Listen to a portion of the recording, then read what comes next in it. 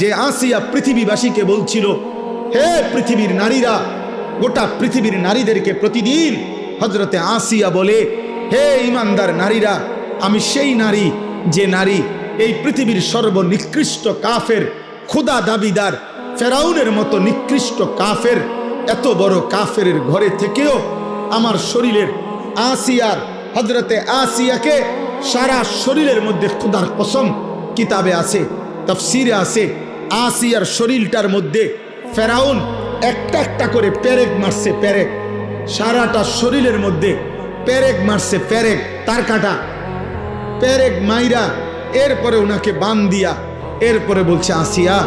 এখনো সুযোগ আছে, ঈমান ছেড়ে দে, মুসার কালেমা ছাড়,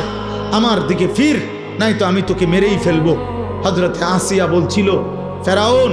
বাদশাহী ছাড়া যায়, তোর মতো ফেরাউনের স্ত্রীর মর্যাদা ছেড়ে দিলাম,